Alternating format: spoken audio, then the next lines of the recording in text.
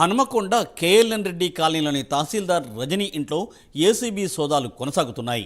ఆదాయానికి మించి ఆస్తులు ఉన్నాయని సమాచారంతో ఈ దాడులు చేశారు. హనుమకొండలో కేఎల్ఎన్ రెడ్డి కాలనీలోని రజనీ బంధువుల ఇళ్లలో, తహసీల్దార్ కార్యాలయంలో కూడా చేశారు ఈ దాడులు.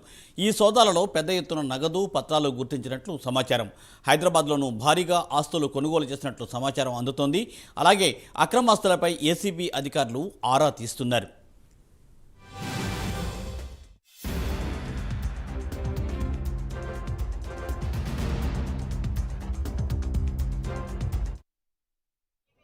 ఏసీబీ డిఎస్పీ కరీంనగర్ అండి.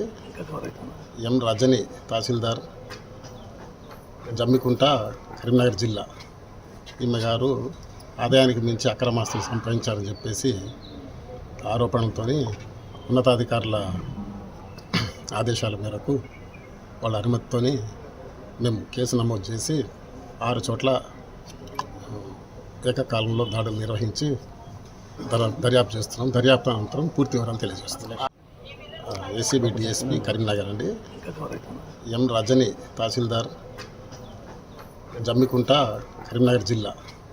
ఈమె గారు ఆదాయానికి మించి అక్రమాస్తులు సంపాదించారని చెప్పేసి ఆరోపణలతో ఉన్నతాధికారుల ఆదేశాల మేరకు వాళ్ళ అనుమతితో మేము కేసు నమోదు చేసి 6 చోట్ల